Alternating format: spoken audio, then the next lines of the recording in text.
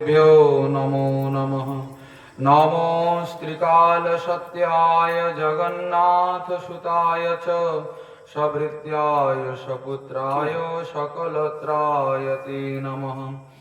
आजानुलम्बितभुजौ कनकावदातौ सङ्कीर्तनैकपितरौ कमलायताक्षौ विश्वम्भरौ द्विजवरौ जुगधर्मपालौ वन्दे जगत्प्रियकरौ करुणावतारौ बर्हापीडं नटवरवपुकर्णयो कर्णिकारं बिभ्रद्वासं कनककपिशं वैजयन्तीं च मालम् रन्ध्रान् वेणुरधरसुधया पूरयन् गोपवृन्दैर्बृन्दारण्यं स्वपदरमणं प्राविशत् गीतकीर्तिः। हे कृष्ण करुणा सिन्धो दीनबन्धो जगत्पते गोपेश गोपिकान्त राधाकान्त नमोऽस्तुते।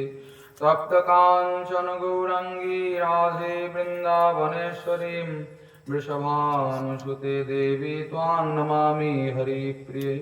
वृन्दायै तुलसीदेव्यै प्रियायै केशवस्य च कृष्णभक्तिप्रदे देवी सत्यवत्यै नमो नमः। नमो धर्माय महते नमो कृष्णाय वेधसे ब्राह्मणेभ्यो नमस्कृत्यं धर्मान् वक्ष्ये सनातनं नारायणं नमस्कृत्यं नरं चैव नरोत्तमं देवीं सरस्वतीं व्यासं ततो जयमुदीरयेत्। मूकं करोति वाचालं पङ्गुं लङ्घयते गिरिं यत्कृपातमहं वन्दे परमानन्दमाधवम्। जय रूप सनातनो भट्ट रघुनाथ श्रीजीव गोपाल भट्ट दास रघुनाथ। এই ছয় গোস্বামীর করি চরণ বন্দন যাহা হইতে বিঘ্ন নাশ অভীষ্ট পূরণ। দুর্গমে পথিমেন্ধস্য স্থলৎপাদ গতির্মুহু সকৃপা যষ্টিদানেন সন্ত সন্তমবলম্বনম।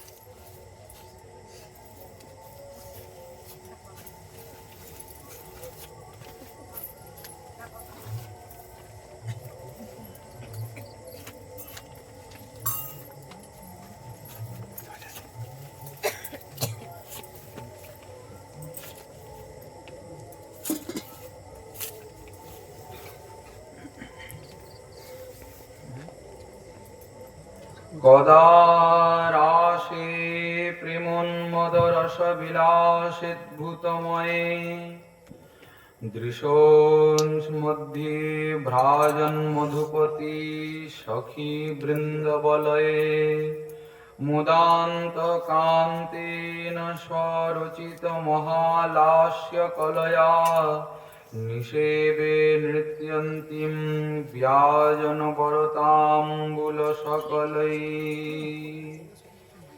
কলি পাবনাবতার সর্বাবতার সার শিরোমণি মহারাস বিলাসের পরিণতি শ্রী শ্রী রাধা মাধব মিলিত বিগ্রহ সংকীর্তন পিতা প্রেম পুরুষোত্তম অখিল জীববল্লভ আনন্দ কন্দ নদীয়ানন্দ শচীর দুলাল গৌরহরির অত্যন্ত প্রিয় পার্ষদ বর্জ শ্রী বৃন্দারণ্য নিবাসী রসিক কুলভূষণ শ্রী শ্রীল প্রবোধানন্দ সরস্বতী চরণ তদীয় শ্রী শ্রী রাধা রসসুধা নিধি মহাগ্রন্থ স্তোত্র কাব্যে 159তম শ্লোকে রাসলীলার আস্বাদন করছেন। বলছেন প্রেমোন্মাদযুক্ত অদ্ভুতময় রসবিলাসী রাশি চারিদিকে পরিশোভিত মধুপতি ও সখীবৃন্দের মণ্ডলে যিনি প্রেম প্রফুল্লিত কান্তির সহিত স্বরচিত মহালাস্যকলা বিস্তার করত নৃত্য করিতেছেন। কবে আমি সেই শ্রী রাধাকে ভজন করিব? ও শ্রেষ্ঠ তাম্বুল খণ্ড দ্বারা সেবা করিব। আজকে রাস পূর্ণিমা তিথি, আপনারা সকলে জানেন। এখন এই রাস শব্দটি সম্পর্কে আমাদের কিঞ্চিত ধারণার প্রয়োজন আছে। রাস সম্পর্কে আমরা যা বুঝি আসলে তা শুদ্ধ নয়। রাস মানে কেবলমাত্র আমরা মনে করি যে সখীগণের সঙ্গে, রাধারানীর সঙ্গে আর শ্যামের ওই একটা খারাপ একটা ব্যাপার। রাসকে আগে তত্ত্বগতভাবে বুঝতে হবে। রাস যখন লীলা হয়ে যাবেন তখন সেটা হলো রস, কিন্তু রসের প্রতিষ্ঠা সর্বদা তত্ত্বের উপরে হয়। তত্ত্বের উপরে রসের প্রতিষ্ঠা। যদি লীলার থেকে, রসের থেকে তত্ত্বকে বাদ দেওয়া যায়, তাহলে সেই লীলা প্রাকৃতের মতো হয়ে যাবে। আচ্ছা, তত্ত্বটা কি? বলছেন তত্ত্ব মানে এখানে বুঝতে হবে আগে যিনি রাস করছেন তার স্বরূপ কি, তিনি কে, বা এই রাস কাকে বলে। এই বিষয়গুলোকে যথার্থ উপলব্ধি না করে সরাসরি লীলায় প্রবেশ করলে আমাদের তো চিত্ত অশুদ্ধ। যুগল কিশোরের প্রেম সম্পর্কে আমরা কি বা বুঝি, কি বা জানি। অতএব আচার্যগণ, গোস্বামী পাদগণ ইনাদের এই লীলাবিলাস সম্পর্কে যেসব তত্ত্বের ব্যাখ্যা করেছেন সেগুলোকে আগে বুঝতে হবে। প্রথম কথা তো হলো যিনি রাস করছেন, রাস শব্দের অর্থ আমরা পরে আসছি। সেই যে ব্রজবিহারী মদন গোপাল, তার স্বরূপ কি? তিনি কি সাধারণ কোনো মানুষের মতো? বলছেন যদ্যপি তিনি নরলীলা করছেন, কৃষ্ণের যতেক খেলা সর্বোত্তম নরলীলা, কিন্তু দেখতে মানুষের মতো হলে হবে কি, তিনি কিন্তু মানুষ নন। মানুষের দেহটি যে উপাদানগুলো দিয়ে তৈরি, শ্রী ভগবানের দেহটা কিন্তু ওইসব উপাদান দিয়ে তৈরি নয়। ভগবান সর্বদা সচ্চিদ আনন্দময়, রসময়। উনার দেহটা পঞ্চ মহাভূতের সংস্থান নয়, সচ্চিদ আনন্দময় তিনি, ষড় ঐশ্বর্যের সম্পূর্ণ অধিকারী। আচ্ছা, তা ভালো। এখন রাস হচ্ছে কার সঙ্গে? কেউ বলেন 16,108 গোপী, কেউ বলেন 100 কোটি গোপী, কেউ বলেন 300 কোটি গোপী, সবগুলোই ঠিক। এখন সাধারণ দৃষ্টিভঙ্গি দেখা যাচ্ছে ওই দেখো ওই যে মহিলাদের সঙ্গে আর রাত্রে ওই কৃষ্ণ নাচানাচি করছে। ভগবান হয়ে এই কাজ করলো, তা আমরা করতে পারবো না কেন? এরকম একটা চিন্তাধারা আসে কিনা? আচ্ছা, এই যে চিন্তাটা আসলো, চিত্তটা যেভাবে বিক্ষিপ্ত হওয়ার জন্য, ওটা কিন্তু শ্যাম সুন্দরে নাই। কারণ এই যে কাম, ক্রোধ, লোভ, মোহ, মদ, মাশ্চর্যের বিকার এই পাঞ্চভৌতিক দেহতে হয়। সচ্চিদানন্দ অপ্রাকৃত দেহে কিন্তু হয় না। উনি তো স্বয়ং ভগবান, ওনার কথা তো দূরে। কিন্তু ভক্ত যখন, সাধক যখন সাধন ভজন করতে করতে চিন্ময়ত্ব প্রাপ্ত হয়, আমাদের শ্রীমৎ সনাতন গোস্বামী পাদ বৃহৎ ভাগবতামৃতে বলেছেন, কৃষ্ণ ভক্তি সুধা পানাত দেহ দৈহিক বিস্মৃতে তেষাং ভৌতিক দেহপি সচ্চিদানন্দ রূপতা। কৃষ্ণ ভক্তি রসসুধা পান করতে করতে যখন কোন ভক্ত মহানুভব এই দেহদৈহিকটাও বিস্মৃত হয়ে যান। দেহদৈহিক বিস্মৃতি মানে যার স্বরূপের জাগরণ হয়ে গেছে, তিনি এই বাহ্য শরীরটাকে ভুলে গেছেন। তিনি কেবলমাত্র এই শরীরের মধ্যে আসা যাওয়া করেন, তিনি এই শরীরটাকে খাঁচা মনে করেন, একটা মাত্র কারাগার মনে করেন। মনে করেন এই আপনারা সাপের খোলস দেখেছেন, এই শরীরটাকে তারা সাপের খোলসের মতো মনে করে। তারা কেবলমাত্র ভগবত ইচ্ছায় মনে করেন আমরা ভগবত ইচ্ছায় শরীরের মধ্যে আছি। নিত্য তারা সেই নিত্যলীলা ভূমিতে বিরাজ করেন, যুগল কিশোরের সেবা সঙ্গিনী হন। দেখুন, এই জড়দেহের মধ্যে থাকতে থাকতেও কৃষ্ণ ভক্তির রসসুধা পান করতে করতে দেহটা চিন্ময়ত্ব প্রাপ্ত হয়ে যাচ্ছে। তখন হয় কি, তার মধ্যে এইসব কাম, ক্রোধ, লোভ, মোহ, মদ, মাশ্চর্যের বিকার আর থাকে না। অপ্রাকৃত চিন্ময় দেহ, সেই দেহ করে তার চিদানন্দময়। অপ্রাকৃত দেহে কৃষ্ণের চরণ ভজয়। কেননা অপ্রাকৃত না হলে তো আর তাকে ভজা যায় না। কেন বলছেন? অপ্রাকৃত বস্তু নহে প্রাকৃত গোচর। অপ্রাকৃত বস্তু কখনোই এই প্রাকৃত ইন্দ্রিয়গুলো দিয়ে, মন, বুদ্ধি, অহংকার দিয়ে তাকে বোঝা যাবে না। তিনি আমাদের কল্পনাতীত, ইন্দ্রিয়াতীত, ভাবনার অগোচর। তাকে তর্ক করে বোঝা যাবে না, অনুমান প্রমাণে বোঝা যাবে না।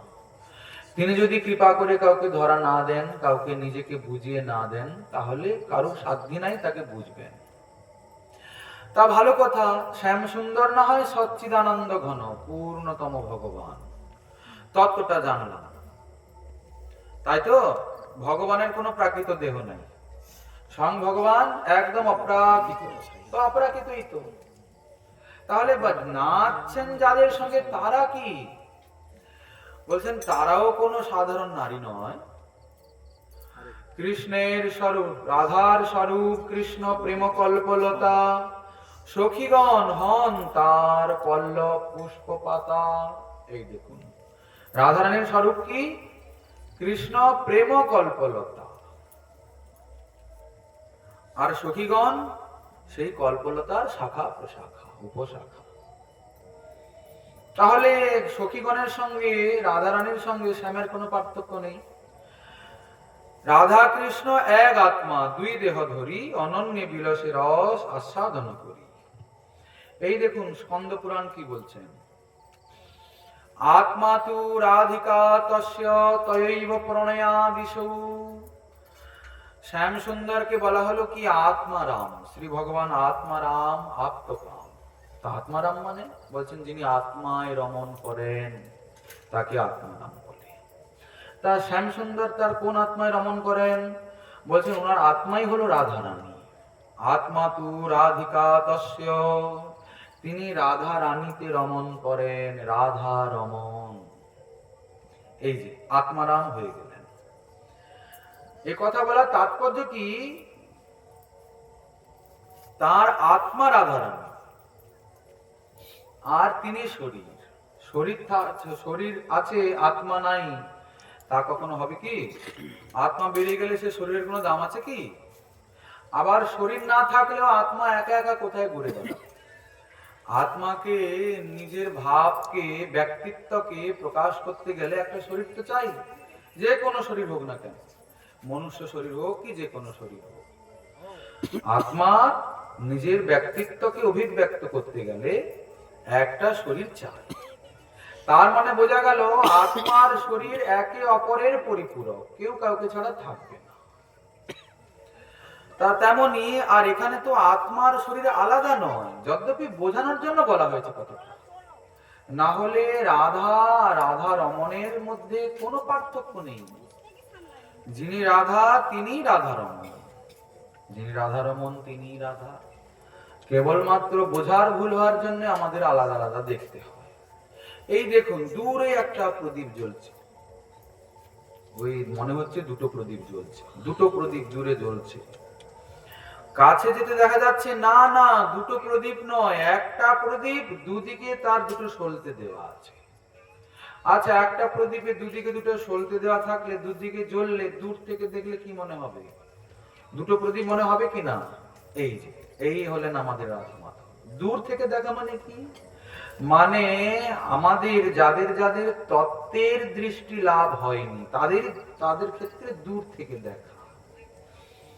আর কাছাকাছি দেখা মানে কি, যারা শ্রী গুরু বৈষ্ণবের কৃপায় দিব্য দৃষ্টি লাভ করেছেন তারা কাছাকাছি দেখছেন যে এক কিন্তু দুরূপে প্রকাশিত হচ্ছে। রাধা কৃষ্ণ এক আত্মা, দুই দেহ ধরি, এই হচ্ছে তত্ত্ব। বাকি সখীগণ কারা?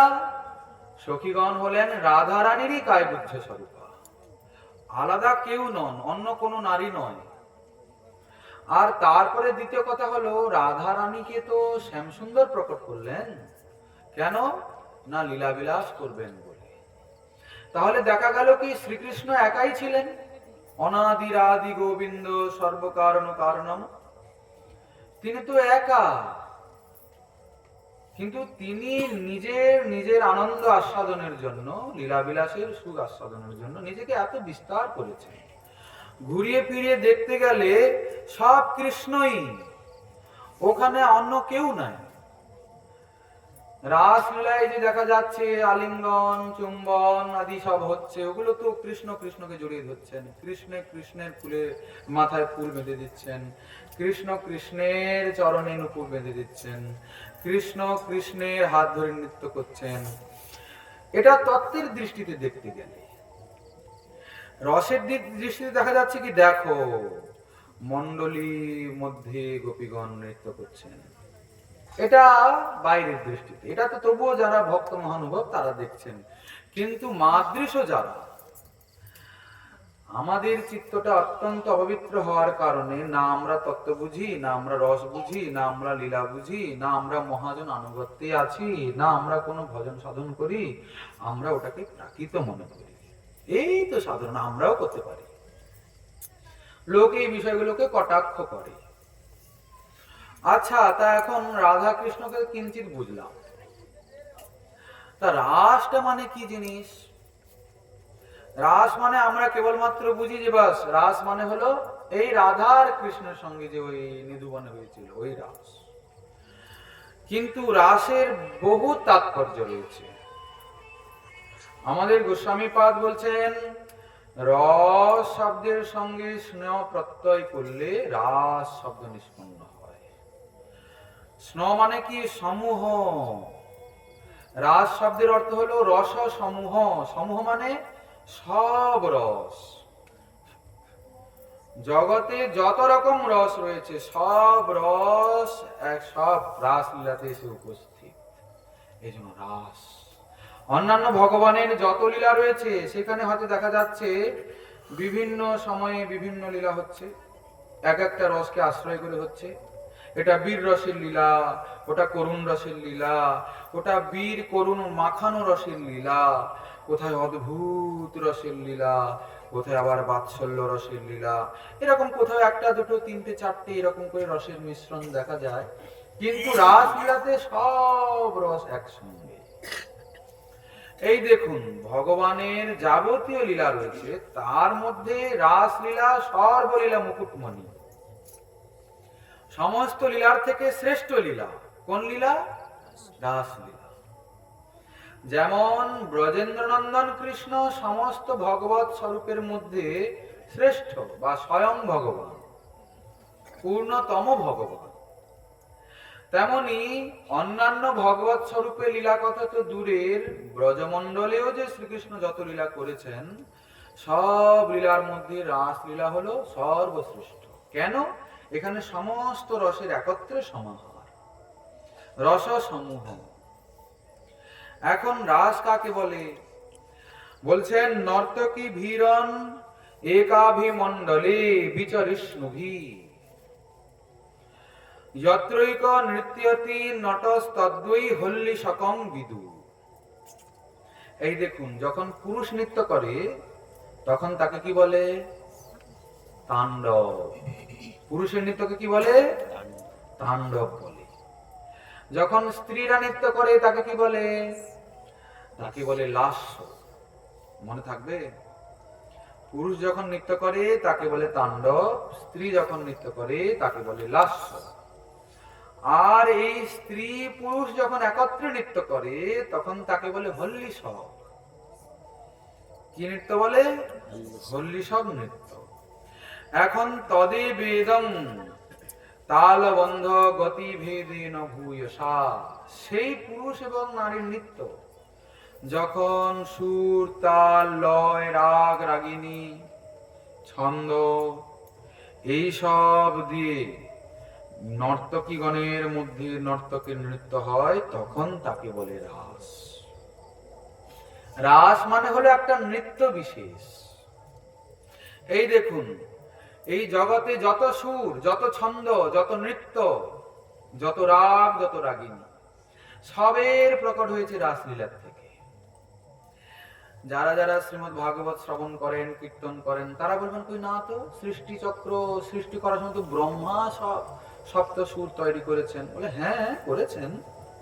সারেগামা পা ধা নি, এই যে সপ্ত স্বর, আচ্ছা সারে গামা পা ধা নি তা রয়েছে, আপনি তার থেকে কি সুর পাবেন? তার থেকে সুর তুলতে গেলে তো তার মধ্যে যারা যারা গান বাজনা জানেন তাদের তো কত রকম সব ঠাট বাট কত কি থাকে, ওই করে তখন সুর আসে। খালি সারে গামা পা ধা নি লিখে দিলে কি সুর হয়? ওর ভিতরেই তো সমস্ত রাগ রাগিনী রয়েছে, ওই সপ্ত স্বরের মধ্যে। জগতে যত সুর, যত রাগ রাগিনী রয়েছে, সে যে কোনো ভাষাতে হতে পারে। ভাষার সঙ্গে সঙ্গীতের কোনো সম্বন্ধ নাই, ভাষার সঙ্গে রাগ রাগিনীর কোনো সম্বন্ধ নাই। রাগ রাগিনীর সম্বন্ধ স্বরের সঙ্গে। তো এই যত রকমের রাগ রাগিনী, যত রকমের ছন্দ, নৃত্য, সব রাসলীলার থেকে এসেছে। এই জন্য রাস সর্বশ্রেষ্ঠ লীলা। আবার গোস্বামীপাদ অলঙ্কার শাস্ত্রী বলেছেন, নটৈর গৃহীত কণ্ঠী নাম অন্যন্নাত্ম করশ্রিয়াম নর্তকী নাম ভবেদ্রাসো মণ্ডলী ভূয় নর্তনম। বহু নর্তকীগণের মধ্যে কোন নট যখন স্কন্ধে আদিতে হস্ত সমর্পণ করে নৃত্য করেন, তাকে তখন রাস বলে। এগুলো তো আমরা রাস শব্দের অর্থটা শুনছি। আচ্ছা, তাহলে রাস সম্পর্কে কারো সন্দেহ থাকলো কি? রাস শব্দটা শুনলে আমাদের মনে একটা কেমন হয় না? ওটা গেল কি থাকলো? রাস মানে ওই মনের মধ্যে যা তা ভাবনা চিন্তা করার দরকার নেই। রাস মানে হলো একটা নৃত্য। এই দেখুন, আমরা রাসের তত্ত্ব শুনলাম বলে বললাম, কিন্তু পুরো কিন্তু শুনিনি। রাসের তত্ত্ব বাকি রয়েছে। তা রাস কার সঙ্গে কার হলো? এই দেখুন, আমাদের কবিরাজ গোস্বামীপাদ কি বলছেন, চড়ি গোপী মনোরথে মনমথের মনমথে নাম ধরে মদন মোহন, যিনি পঞ্চ সরদর্প স্বয়ং নবকন্দর্প রাস করে লইয়া গোপীগণ। চড়ি গোপী মনোরথে, অর্থাৎ গোপীগণের সর্বস্ব ধন শ্রীকৃষ্ণ সর্বস্ব সমর্পণ করে দিয়েছেন। এখন কৃষ্ণের তো কোনো ভিতরে কাম ক্রোধ লোভ মোহের বিকার নেই যে দেহটাকে নিয়ে তিনি ভোগ করবেন। আর আমরা তো বললামই, এই সব যে কাম ক্রোধ লোভ মোহ মদ মাশ্চর্যের বিকার পাঞ্চভৌতিক দেহে রয়েছে। শ্রীকৃষ্ণের সচ্চিদানন্দময় বিগ্রহ, তাতে কোন রকমের কাম ক্রোধের বিকার নেই। আচ্ছা, কাম ক্রোধের বিকার যখন নেই, তখন শরীরকে ভোগ করার কোনো প্রশ্ন আসে না। শরীর ভোগ করার ইচ্ছা জাগে কাদের? যাদের পাঞ্চভৌতিক শরীর। সে যে শরীর হতে পারে, মনুষ্য, পশু পক্ষী, কীট পতঙ্গ, যেই হতে পারে। কি হয় কিনা এটাই তো। কিন্তু শ্রীকৃষ্ণের তো পাঞ্চভৌতিক দেহ নয়, তাহলে তার দেহ ভোগের বাসনা জাগবে কেন? এই জন্য গোসাইপাদ বলছেন, রাস আসলে গোপীগণের দেহকে নিয়ে হচ্ছে না, চড়ি গোপী মনোরথে মনমথের মনমথে রাস করে লইয়া গোপীগণ, নাম ধরে মদন মোহন। এই দেখুন, মদন মোহন কেমন? বলছেন, যিনি পঞ্চ সরদর্প স্বয়ং নবকন্দর্প রাস করে লইয়া গোপীগণ। যিনি কন্দর্পকেও মোহিত করেন। কন্দর্প অর্থাৎ কামদেব। কিন্তু আমরা কামদেবের দ্বারা বশীভূত। কি আমাদের মধ্যে কামের প্রভাব আছে কি না? ভয়ঙ্কর প্রভাব রয়েছে। দাঁত গুলো খসে পড়লো, সব চুলগুলো ধপধপে সাদা হয়ে গেল। এখনো বুড়োর মাঝে মধ্যে একটু একটু ইচ্ছা জাগে, ওই কুমারী মেয়েকে বিয়ে করবে।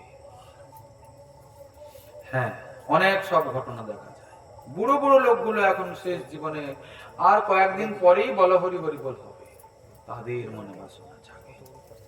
কেন না, ওই যে বললেন কাম ক্রোধের দাস হইয়া তার লাথি খায়। আমরা কাম ক্রোধের দাস হয়ে নিত্য তার লাথি খাচ্ছি। ও আপনি বুড়োই হন আর ছুঁড়োই হন, ও লাথি মারা ছাড়বে না। কিন্তু শ্রীকৃষ্ণের তো এমন নয়, যিনি পঞ্চশরদর্প। পঞ্চশরদর্প অর্থাৎ কামদেবের যে পঞ্চবাণ, তার একটা দর্প রয়েছে কি না? দর্প মানে কি? একটা অহংকার রয়েছে, আমি সবকে বশীভূত করে দিয়েছি, কাউকে আমি ছাড়িনি। আরে বড় বড় সব দেবতা কোথায় গেল? পিতামহ ব্রহ্মাকে ছাড়েনি, ওই তো নিজের মেয়ের দিকে দৌড়াচ্ছিল। মহাদেবকে পর্যন্ত ছাড়িনি। বলে কই, মহাদেব তো কামদেবকে ভস্ম করে দিয়েছে, আমরা শুনেছি রামচরিতমানসে গোস্বামী তুলসীদাস বর্ণন করেছেন। ওই যে একটা ভয়ঙ্কর অসুর, ও সারা জগতে এমন করে সব সন্ত্রস্ত শুরু করলো, দেবতারা আর থাকতে পারে না। আপনারা তো জানেন, পান থেকে চুন খসলেই ইন্দ্র দেবহাত, প্রচন্ড ভয় ইন্দ্রের। আর ইন্দ্র পালালে দেবতারা আর কার শক্তি নিয়ে থাকবে? দেবতারাও পিছু ধরলো। এখন সমস্যার কথা কি, দেবতারা তো স্বর্গরাজ্য ছেড়ে পালিয়েছে কোথায়? তা এখন যদি স্বর্গে যদি রাজ্যে রাজা না থাকে, তাহলে সেই রাজ্য কি আর থাকবে নাকি? শত্রু তো আক্রমণ করে রাজ্য তার অধীনে করে নেবে। এখন কি করা যায়? সবাই মিলে পিতামহ ব্রহ্মার কাছে গেছেন। পিতামহ কৃপা করুন, একটা কোনো উপায় বলুন, আমাদের যে ঘর ছাড়া হতে হচ্ছে বারবার, এসব কি অসুবিধা দাঁড়ায়? বলে দেখো, এবারে যে এই অসুর বড় বিচিত্র, একটাই উপায় আছে, বলে দিই পরিষ্কার করি। কি উপায়? বলছেন, যদি মহাদেব আর হিমালয়ের কন্যা পার্বতীর বিবাহ হয়, ওদের থেকে একটা সন্তান উৎপন্ন হবে, সেই সন্তানের নাম হবে কার্তিকেয়। তার হাতেই ওই অসুরের নিধন হবে, না হলে ওকে মারার আর কোনো উপায় নাই। কিন্তু এখন মহাদেব পার্বতীর বিবাহই হয়নি, কেউ কাউকে চেনেই না। এই তো মহারহস্যের কথা হলো গিয়ে। এখন মহাদেব যে সেই বটবৃক্ষের নিচে বসেছেন কৈলাসে, 10,000 বছর কেটে গেছে ধ্যানে বসতে বসতে। এখন তার ধ্যান ভাঙবে, কবে ভাঙবে? তবে তো গিয়ে কথাবার্তা হবে, মধ্যস্থ যাবে, ঘটক যাবে, কথা বলবে, আপনার মেয়েকে দেবেন কিনা, আবার দুজন দুজনের দেখা সাক্ষাৎ হবে। ইনার যে রূপের ছিরি, আর ওই যে আমাদের কে হিমালয় কন্যা পার্বতী, ত্রিভুবন সুন্দরী, হ্যাঁ, পছন্দ হবে কিনা সে বিষয়েও সন্দেহ রয়েছে। কি বলেন? এই শ্মশানে মশানে থাকে, ছাই বস্ত্র গায়ে মাকে। দেখুন, ভালো ভদ্রলোক এরকম আচরণ হয় কি কখনো? এই গলায় দেখুন, এই সাপ, বিষাক্ত বিষধর সাপ। একজন সুন্দরী মহিলা, সে এরকম একটা ভয়ঙ্কর লোকের বিবাহ করবে, দিয়ে প্রাণে মরবে নাকি? হ্যাঁ, ভয়ঙ্কর ব্যাপার কি না? আচ্ছা, কিন্তু বিধি বিধানকে কে টলাতে পারে? এখন দেবতারা মিলে বিচার করলেন, আগে ইনাকে তো ধ্যান ভঙ্গ করো, তারপরে তো প্রস্তাব রাখা যাবে। কিন্তু যে ধ্যানে বসেছেন, এখন যদি কেউ ধ্যান ভঙ্গ করতে যায়, ওনার ক্রোধাগ্নির গ্রাস হতে হবে। কি করবে? ইনাকে এমনি করে জাগানো যাবে না, ও নাগাড়া ঘন্টা কাঁসর খোল মৃদঙ্গ বাজিয়ে হবে না, ঢাক ঢোল বাজিয়ে। ইনাকে অন্য কোন উপায় অবলম্বন করতে হবে। দেবতারা সব বিশাল বড় গোল মিটিং করলেন। এক কাজ করো, কামদেবকে ডাকো। কামদেব যদি কাম দিয়ে মহাদেবের চিত্তটাকে বিক্ষুব্ধ করতে পারেন, তবে গিয়ে ধ্যানটা ভাঙবে। কামদেব তো কথা শুনে থরথর করে কাঁপছে, বলে যা, আমার জীবন শেষ। আরে মহাদেবের ক্রোধ কম নাকি? যেমন তিনি আশুতোষ, তেমন তিনি সহজে রেগেও যান। সহজে যেমন প্রসন্ন হন, তেমন সহজে রেগেও যান। আর উনার ক্রোধের সম্মুখীন হওয়া মানে তো ওই যে তৃতীয় নেত্র থেকে হঠাৎ করে আগুন জ্বলবে আর সঙ্গে সঙ্গে ভস্ম হয়ে যাবে। কামদেব তো ভয় পড়েছে, কিন্তু এখন কিছু করার নেই, সমস্ত দেবতারা বাধ্য করছে যেতে। কামদেব করেছে কি, এমনি এমনি যাওয়া যাবে না। দেখুন, বড় শত্রুকে আর প্রতিহত করতে পারলে বড় শক্তি চাই কিনা, যত শক্তি থাকে সব কাজে লাগিয়ে দেবে একদম। ভালো কথা। এখন কামদেব করেছে কি, নিজের প্রভাবকে পুরো ব্রহ্মাণ্ডে বিস্তার করে দিয়েছে। গাছ গাছকে জড়িয়ে ধরছে, নদী সমুদ্রের দিকে দৌড়চ্ছে, কি ভয়ঙ্কর পরিস্থিতি করেছে। আর নিজে করেছে কি, একদম সেই পুষ্প ধনুষ নিয়ে, ওই পঞ্চবাণ নিয়ে দাঁড়িয়ে গেছে মহাদেবের সামনে অদূরে। এদিকে থরথর করে কাঁপছে, কি যে হবে। দেবতা বলেছে যাও না, মারো মারো মারো, দেরি করো না।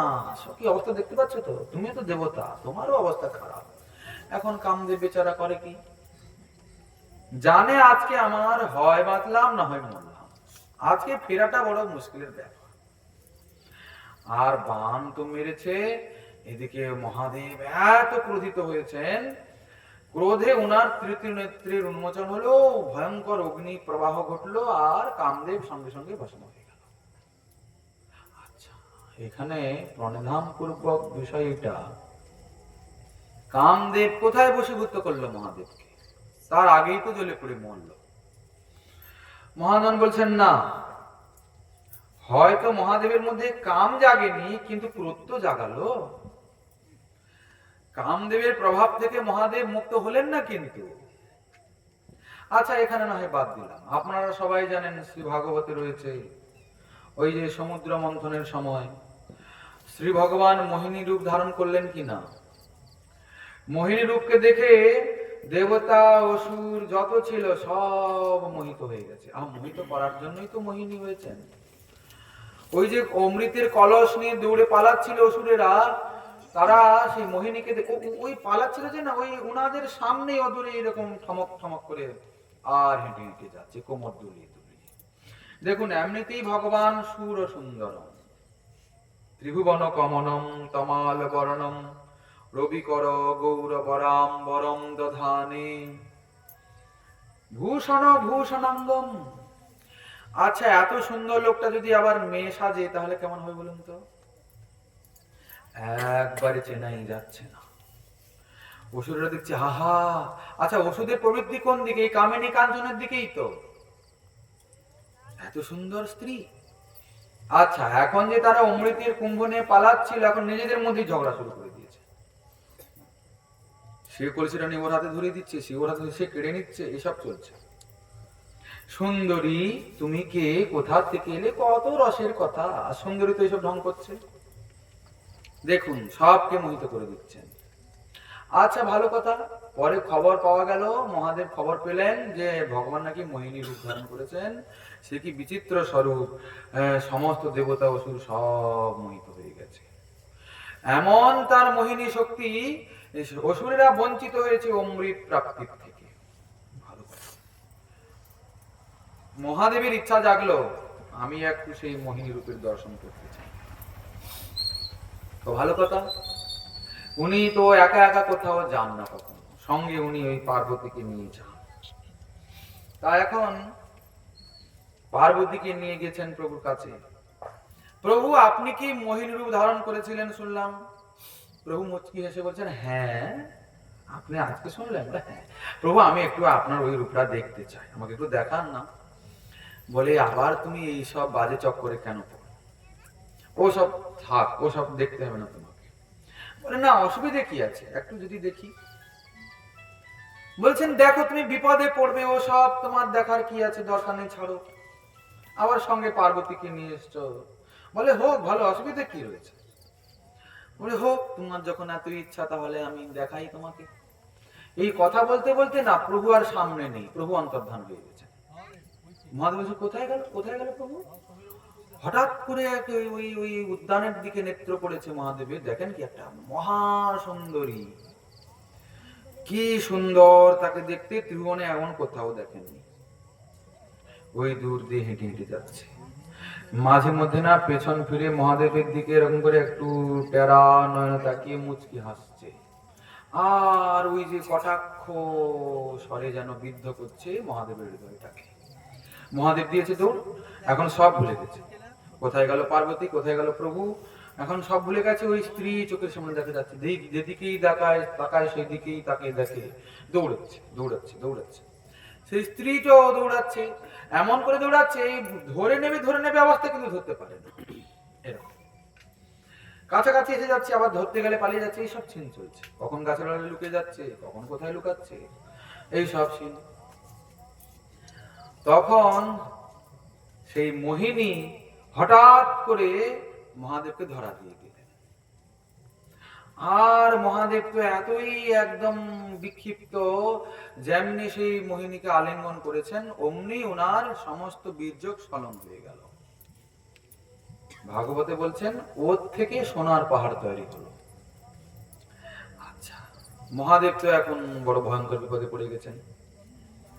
আলিঙ্গন করতেই আর তাকে দেখতে পাচ্ছেন না। মোহিনী কই গেল? এত সুন্দর নারীটা, খোঁজো খোঁজো খোঁজো খোঁজো। পার্বতী বলছেন এ কি, কি তোমার অবস্থা? প্রভু বলছেন কি সব ঠিকঠাক আছে তো? বলছেন প্রভু কি যে হয়ে গেল কিছু বুঝতে পারছি না। তুমি বললে না মোহিনী, আচ্ছা আমি এতক্ষণ তাহলে মোহিনীর পেছনে পড়েছিলাম, ইনি আপনি? বলে তাহলে আর কি, এই দেখুন। তাহলে মহাদেব মুক্ত হলেন কোথায়? অর্থাৎ কেউই মুক্ত নয় কাম ক্রোধ লোভ মোহ মদ মাশ্চর্যের প্রভাব থেকে।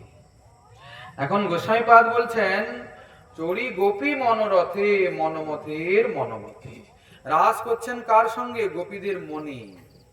মন রূপী রথে চড়ে রাস হচ্ছে। যিনি পঞ্চ সরদর্প স্বয়ং নবকন্দর্প। দেখুন এ হলো প্রাকৃত কামদেব। কোন কামদেব? এই যে আমাদের এই জগতে যে কামদেব রয়েছে, যার প্রভাবে আমরা সবাই ত্রিভুবনে যত দেবী দেবতা অসুর রাক্ষস মনুষ্য সব প্রভাবিত, এই প্রাকৃত কামদেব। কিন্তু আমাদের শ্যামসুন্দরও কামদেব, তবে তিনি অপ্রাকৃত কাম। বৃন্দাবনে অপ্রাকৃত নবীন মদন, কাম গায়ত্রী কাম বীজে যাহার উপাসন, তিনি অপ্রাকৃত। অপ্রাকৃত মানে কি? এই কামদেবকে দেখলে, কামদেবের প্রভাবে সারা জগৎ কামময় হয়ে যায়। কিন্তু যে সারা জগৎকে কামময় করে, সে আবার সেই অপ্রাকৃত কামদেবের দর্শনে নিজেই মূর্ছিত হয়ে পড়ে। এই জন্য বলছেন ঠাকুর মহাশয় বললেন কি, দরপ দরপ করু চুর, নটবর শেখরিণী নটিনীর শিরোমণি, দুহু গুণে দুহু মন ভূর। এই দেখুন দরপ দরপ করু চুর। এখানে দর্প মানে হলো কামদেবের আর একটা নাম দর্প বা দর্প। বলছেন সেই দর্পের যিনি দর্পকে অর্থাৎ নাশ করেন, তিনি হলেন আমাদের শ্যাম। দর্প দর্প করু চুর, কামদেবের দর্পকে যিনি চুরমার করে দেন। কিসে করেন? বলছেন নিজের রূপ গুণ লীলা আদি সৌষ্ঠবকে দেখি।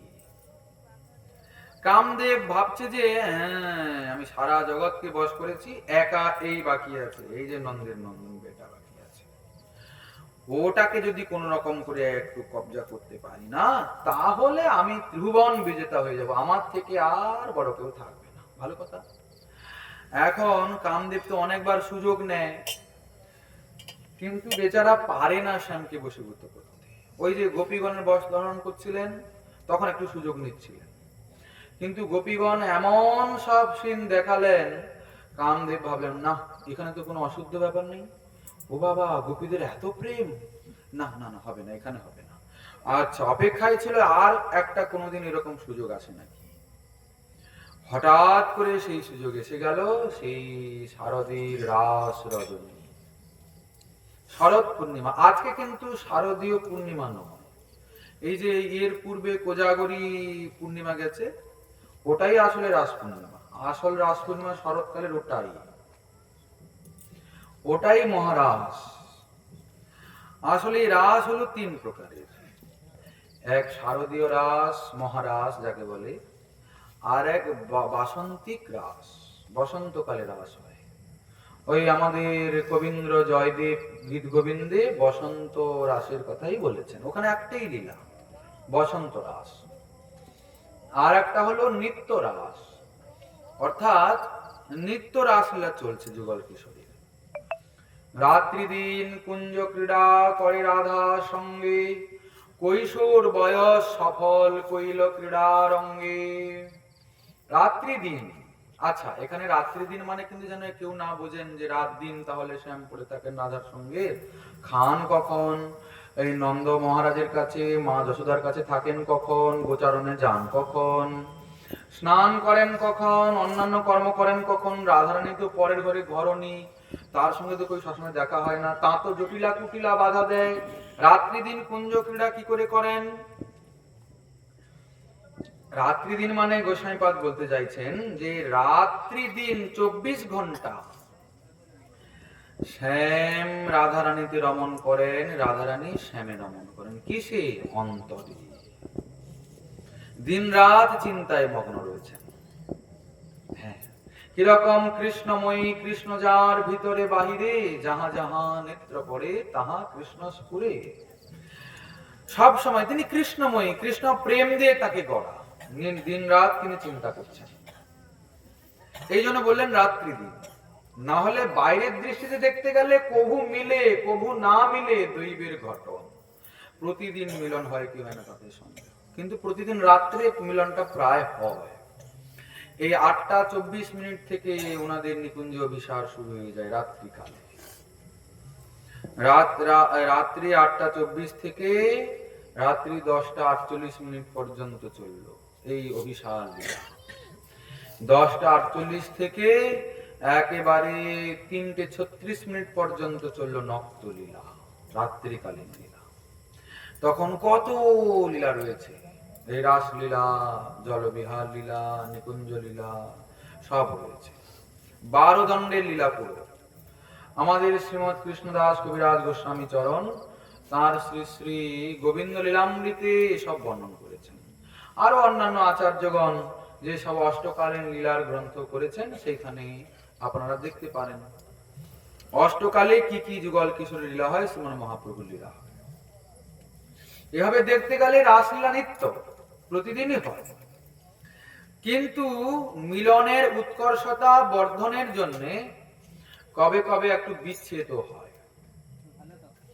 শ্যাম সুন্দর একদিন করেছেন কি জানেন তো, ওই রাধারানী কি অভিসার করানোর জন্য ওই কুটিলার মন্দিরের সামনে, কুটিলার মন্দিরের সামনে, জটিলা কুটিলার মন্দিরের সামনে, আর তিনি এসে কিনা ওই পাখির মতো কু কু করছেন, আওয়াজ দিচ্ছেন যাতে রাধারানী বেরিয়ে আসেন। কু এরকম করে আওয়াজ দিচ্ছেন। রাধারানী বুঝতে পেরে গেছেন যে এই প্রাণনাথ এসছে, কিন্তু জটিলা আজকে প্রতিজ্ঞা করেছে আজকে যতই কু কু করো বেটা, আজকে তো রাধাকে যেতেই দেব না। এদিকে রাধারানী তো সেজে গুজে অস্থির হয়ে বসছেন, যেমনি ঘরের বাইরে পা বেরিয়ে আসেন অমনি তো জটিলা দাঁড়িয়ে রয়েছে। বলে তুমি কতক্ষণ আর বসবে, বয়স্ক মানুষ ঘুমিয়েই পড়বে, আমি তখন ফুরুত করে বেরিয়ে যাব। এদিকে তো উনার কু কু করতে করতে গলায় ব্যথা হয়ে যাচ্ছে। ও বাবা, মধ্যরাত্রি হয়ে গেল, এদিকে জটিলা প্রতিজ্ঞা করেছে না আমি আজকে ঘুমাবোই না, যা হবে। সারা রাত ওনার কু কু করতে কেটে গেল, আর এনার সারা রাত ওই সেজে বুঝে ঘর থেকে বেরিয়ে আবার ঢুকতে কেটে গেল, ওই যাচ্ছে আর আসছে। জটিলাও সারা রাত চোখ এরকম এই করে বসে আছে, চোখের পাতাকে একদম বন্ধ করতে দেব না এই করে থাকে এই অবস্থা। এই দেখুন, কবু মিলে কবু না মিলে দৈবের গঠন। আসলে এটা জটিলার কাজ নয়, দৈবের কাজ। দৈব মানে কি বলছেন? যোগমায়া। শ্রী ভগবান ব্রজেন্দ্র নন্দন তার মাধুর্য শক্তির সর্বস্বকে যোগমায়ের হাতে দিয়ে দিয়েছেন, উনি নিজের কাছে রাখেন। একটা অন্য শক্তি না হলে, আমাকে পরিচালনা না করলে, আমি যদি মুগ্ধ না থাকি, ওই যোগমায়ার প্রভাবে যদি মুগ্ধ হয়ে না থাকি, তাহলে লীলারস আস্বাদন করতে পারবো না। আচ্ছা, অনেকে কিন্তু এখানে জানেন তো একটা রহস্যের কথা, যোগমায়াকে না আলাদা কেউ মনে করেন। আসলে যোগমায়া কেউ আলাদা নয়, যোগমায়া রাধারানী, উনি আদি পরাশক্তি, উনার থেকেই সব হয়। অনন্ত কোটি বিষ্ণু লোক নম্র পদ্মজার্চিতে হিমাদ্রিজা পুলোমজা বিরিঞ্চিজা বরপ্রদে অপার সিদ্ধি বৃদ্ধি দিগ্ধ সৎপদাঙ্গুলি নখে কদা করিষ্যসি হমাং কৃপা কটাক্ষ ভাজনম। এই হিমাদ্রিজা পুলোমজা বিরিঞ্চিজা। হিমাদ্রিজা মানে হিমালয়ের কন্যা পার্বতী, অনেকে বলেন তো এই এই পার্বতী যোগমায়া মহামায়া বলেন তো, বলে আসলে এই যে রাধা রানীর কাছ থেকে তিনিও বর গ্রহণ করেন। রাধা রানী হলেন মূলা পরমা প্রকৃতি।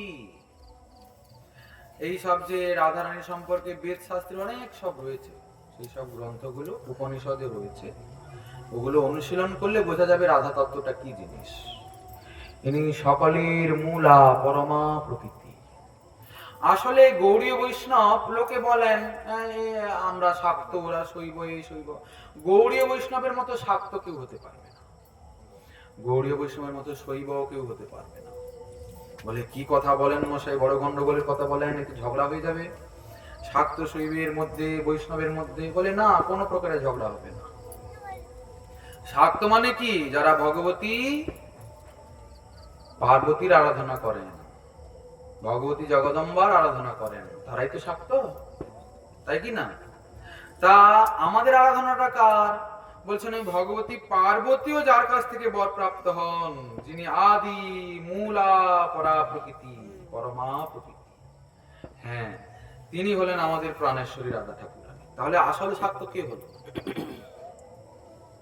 হ্যাঁ, অতএব বিষয়গুলোকে একটু তাৎপর্য উপলব্ধি করতে হবে। শৈব কি করে হওয়া গেল? বলছেন দেখুন, শৈব কাকে বলে? যারা মহাদেবের ভক্ত তাদেরকে শৈব বলে কিনা?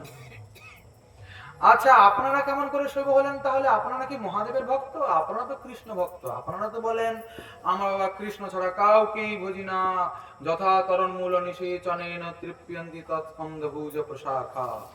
বৃক্ষের গোড়ায় জল ঢাললে যেমন করে পুরো বৃক্ষ পুষ্ট হয়, তেমনি মানে আমরা কৃষ্ণ ভজন করলে সবাই আপনি পুষ্ট হচ্ছে, সেটা ঠিক কথা। কিন্তু ভাগবত বলছেন কি, বৈষ্ণবানাং যথা শম্ভু। জগতে অনেক বৈষ্ণব রয়েছেন, কিন্তু সমস্ত বৈষ্ণবের মুকুটমণি জগৎগুরু স্বরূপ কে? শম্ভু মহাদেব। উনি যদি কারো প্রতি প্রকৃত কৃপা করেন তাহলে তাকে কৃষ্ণ ভক্ত বানিয়ে দেন। বলে প্রকৃত কৃপা মানে কত হাজার হাজার লোক মহাদেবের ভক্ত, আপনি কি মনে করেন?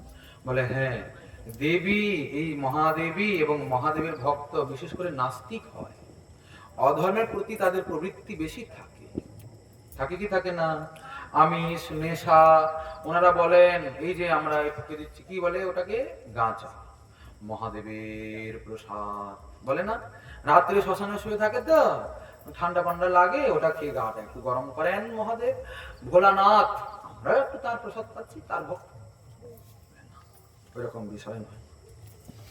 আচ্ছা, ভাগবত বলছেন নিম্নগানাম যথা গঙ্গা, দেবানাম অচ্যুত যথা, বৈষ্ণবানাম যথা শম্ভু।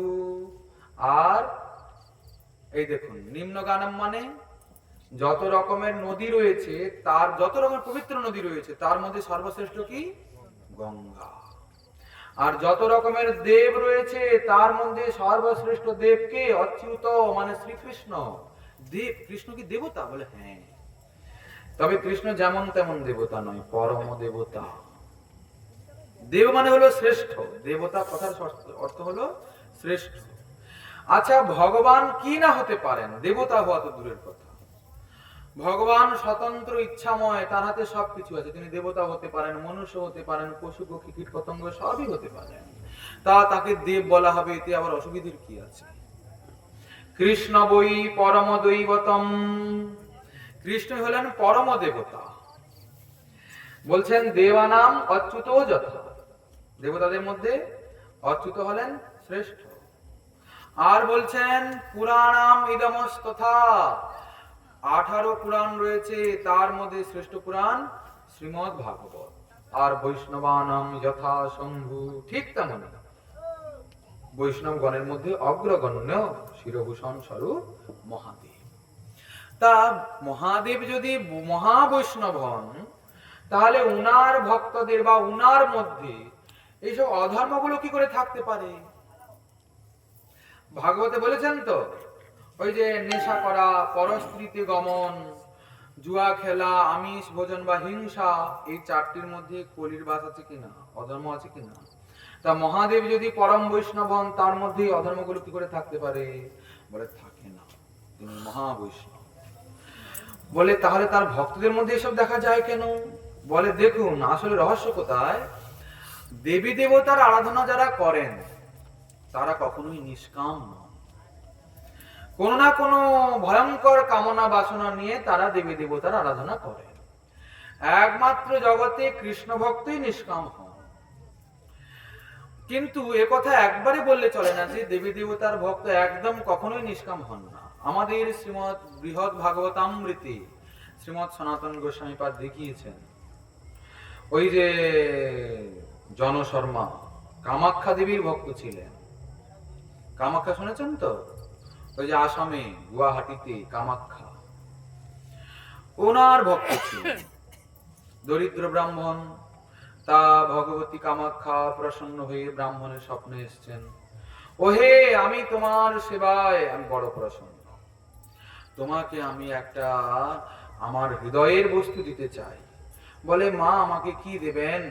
আমার তো কিছুই চাই না মা, আমি আপনাকে কেবল ভালোবাসি। বলে বাছা তুমি আমাকে কেবল ভালোবাসো বলেই আমার হৃদয়ের সম্পত্তি তোমাকে দেব, না হলে যারা আমার থেকে কিছু চায় তাদেরকে আমি আমার এই বস্তু দিতে পারি না। পারবেন কি করে? বরং তিনি আরো অসন্তুষ্ট হয়ে, আচ্ছা আচ্ছা আপনারাই বলুন, যদি কেউ দেবী দেবতার আরাধনা করেন কোনো কামনা বাসনা নিয়ে, আর এই দেবী দেবতার কৃপায় ওই বাসনা চরিতার্থ হয়, যদি হয়, তাহলে উনার কি মঙ্গল হলো? কি মঙ্গল হলো? বলে ব্যাস খেতে পেত না, খুব খেতে পাচ্ছে এখন। আচ্ছা খেতে পাচ্ছে না পাচ্ছে, কিন্তু সে অমর হয়ে গেল কি? অমর তো হলো না। দ্বিতীয় কথা, রোগ ব্যাধি চলে গেল কি?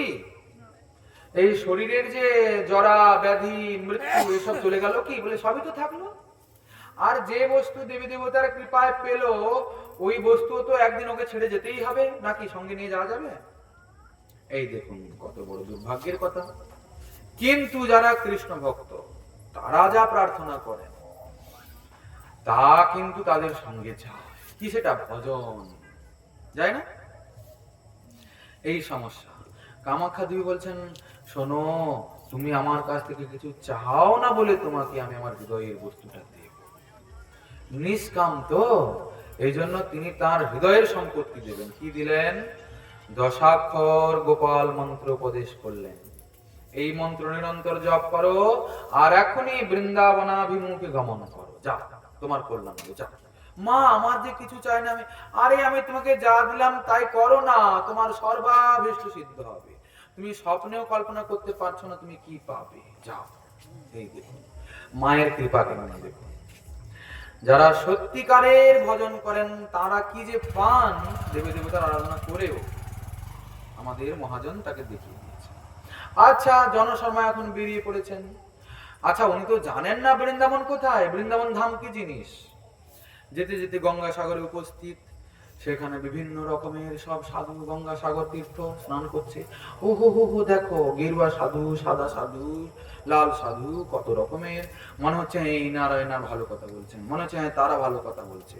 এদিক করে উনি মতি বিভ্রান্ত হচ্ছেন। আবার মহাদেবী স্বপ্নে এসছেন, ওহে করো কি, এখানে নয় তোমার স্থান, বৃন্দাবনে যাও, এখানে কাল বিলম্ব করো না।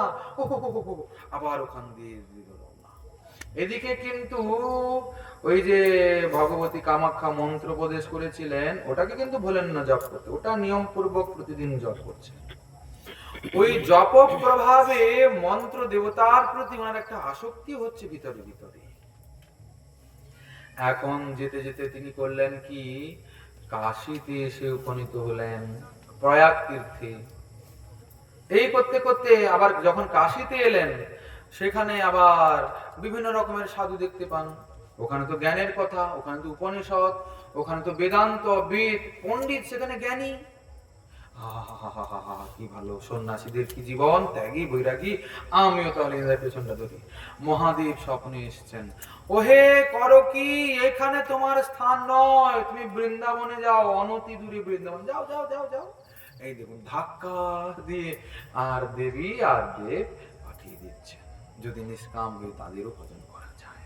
তবে হ্যাঁ, এই ক্ষমতাটা মহাদেব মহাদেবীতে রয়েছে, সমস্ত দেবী দেবতাকে এক ক্যাটাগরিতে ফেললে হবে না। যাই হোক, আমরা তো অন্য কথায় ছিলাম। মহাদেব বৈষ্ণবাগ্রগণ্য, যদি তার কৃপা হয় তাহলে কৃষ্ণ ভক্ত হয়ে যায়। আমরা শুনেছিলাম সাধু মুখে নরসিংহ মেহতা বলে একজন ছিলেন গুজরাটে, তিনি খুব মহাদেবের ভক্তি করতেন। ওনার চরিত্রটা ঠিক আমার স্মৃতিতে নাই। তিনি মহাদেব নাকি তাকে হাতে ধরে বৃন্দাবনে নিয়ে গেছিলেন ট্রেনে চেপে, আর রাস মন্ডলীতে ছেড়ে দিয়েছেন। দেখো, আসলে উনি চেয়েছেন কি, মহাদেব যখন আসেন, আচ্ছা দেখুন বুদ্ধিমান কি বলুন তো। ধরুন দুজন বন্ধু কোনো 5 স্টার হোটেলে গেছে ভোজন করতে। এখন যে বন্ধুটা শহরে থাকে, একটা বন্ধু শহরে থাকে, একটা গ্রামে থাকে। গ্রামের বন্ধুটা বেড়াতে গেছে, তো এখন সেই শহরের বন্ধু বলছে চল ভাই আজকে একটু আমরা 5 স্টারে যাব। ভালো কথা। তা এখন তো গিয়ে রেস্টুরেন্টে বড় চেয়ার টেবিলে বসেছে, আর ও তো থরথর করে কাঁপছে গা হাত পা, আর গা হাত তো ঠান্ডা হয়ে যাচ্ছে। গ্রামের বন্ধুটি কোথায় আসলাম রে বাবা, আর এখন যদি একটু আমি নিজের একটু শুটকাট এইসব না রাখি তাহলে আমার আমি নিচ্ছি ছোট হয়ে যাব। আচ্ছা, তখন শহরের বন্ধু বলছে বন্ধু খাবি কি? আচ্ছা এই যে ওটা, এদিকে আসো, এদিকে আসো, মেনু কার্ডটা কোথায় নিয়ে আসো। ওখানে সব ইংরেজিতে লেখা আছে, কত কর্মণে কর্মণে নাম, ওগুলো উচ্চারণ করতে গেলেই আর দাঁত ভাঙবে আমাদের। কত রকমের Italian, French, continental, oriental, Chinese, হ্যাঁ কত রকমের সব ওখানে ভোজন। এখন এ তো কিছুই জানে না, ডাল ভাত জানে, এই চচ্চড়ি জানে, শুক্তো জানে, আর তো কিছু জানে না বেচারা। এখন তো ওখানে যে চচ্চড়ি তো লেখা নেই, ওখানে তো রয়েছে মিক্স ভেজ। হ্যাঁ, ওখানে তো ভাত লেখা নেই, রয়েছে রাইস। এখন গ্রামের মাটি খাটা লোক সে কি করে বুঝবে? এখন বন্ধু বলছে কি রে কি খাবি?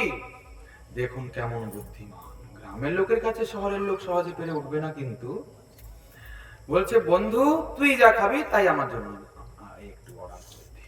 দেখুন কাজ হয়ে গেল কিনা। হ্যাঁ, বলতে হলো না, লজ্জাও করতে হলো না, বন্ধু তুই যা খাবি তাই আমার জন্য অর্ডার করে দে। এখন সে বন্ধু সুইট কর্ন স্যুপ অর্ডার করেছে, অন্যান্য সব খাবার অর্ডার করেছে। ইংলিশ খাবারও খেতে পেলো, মান সম্মান রক্ষা হলো, আর নিজের নিজের আভিজাত্য বজায় থাকলো। দেখুন বুদ্ধিমান কাকে বলে। এখন নরসিংহ মেহতা প্রভু বলছেন, মহাদেব বলছেন ওহে আমি তোমার ভজনে বড় প্রসন্ন হয়েছি, কি বর চাও বলো। ভক্ত মহানুভব বলছেন এনার কাছ থেকে যদি কিছু চাই তা কম চাওয়াই হবে, ইনি তো অচিন্ত শক্তির অধীশ্বর, তা কি চাওয়া যায় এনার থেকে। আচ্ছা প্রভু যদি দেবেন না, আপনার যেটা ভালো লাগে সেটা দিন। যা, কাজ শেষ হয়ে গেল। মহাদেব বলতে তুমি তো চালু কম নয়। আচ্ছা চলো, আমার যা ভালো লাগে তাই নেবে তো, তবে হ্যাঁ তুমি তা পাওয়ার জন্য যোগ্য, কেননা তুমি আমাকে ভজন করেছো কেবল আমাকে সুখী করানোর জন্য, এই জন্য আমার হৃদয়ের বস্তু তোমায় দেব। ধরে নিয়ে গেলেন বৃন্দাবনে, রাসলীলায় তাকে স্থান করে দিলেন। ছিলেন মহাদেবের ভক্ত, হয়ে গেলেন কৃষ্ণ ভক্ত। এই যে জনশর্মণ, ইনিও যখন বৃন্দাবনে গিয়ে ওই গোপকুমারের সাক্ষাৎ পাবেন, গোপকুমারের শ্রীমুখে উনার নিজ জীবন চরিত্র শ্রবণ করবেন, উনিও ওই দেবী কামাখ্যার ভজন ছেড়ে আর কৃষ্ণ ভক্ত হবেন। যদি মহাদেব মহাদেবী কাউকে কৃপা করেন তাহলে কৃষ্ণ ভক্ত হয়ে যান, কিন্তু কামনা বাসনা নিয়ে করলে ও অধপাতই হয়, নাস্তিকই হওয়া যায়। দেখবেন আপনারা যত মহাদেব মহাদেবীর ভক্ত রয়েছে সব কিরকম কিরকম সব অশুদ্ধ অশুদ্ধ জিনিসগুলোর সঙ্গে থাকে, সব অশুভ ক্রিয়াকর্মে লিপ্ত থাকে। ঠিক বলছি না ভুল বলছি আমরা? হরে কৃষ্ণ কৃষ্ণ কৃষ্ণ হরে হরে, হরে রাম রাম রাম হরে হরে। আচ্ছা, আমরা যে কথাটা বলছিলাম, যদি ভক্তের মধ্যে এইসব প্রাকৃত গুণগুলি না থাকে, ভগবানে কি করে থাকবে তবে? তো এখন কন্দর্প তো এসছে একদম শ্রীকৃষ্ণকে বশীভূত করবে, আর একটা বাণ মারবে। এখন গোপীমণ্ডল পরিবেষ্টিত হয়ে আছে, তো এই ব্যাস একে কাজ করে দেবো, আমি ত্রিভুবনের রাজা প্রজা। কিন্তু চড়ি গোপী মনোরথে মনোমথের মনোমথে নাম ধরে মদন মোহন। মদন মোহন রূপটা কি করতে পারে? যিনি পঞ্চ সরদর্প স্বয়ং নবকন্দর্প, পঞ্চ সরদর্পের দর্পকেও যিনি চুর চুর করতে পারে, তার কাছে প্রাকৃত কন্দর্পের কা কথা? বৃন্দাবনে অপ্রাকৃত নবীন মদন।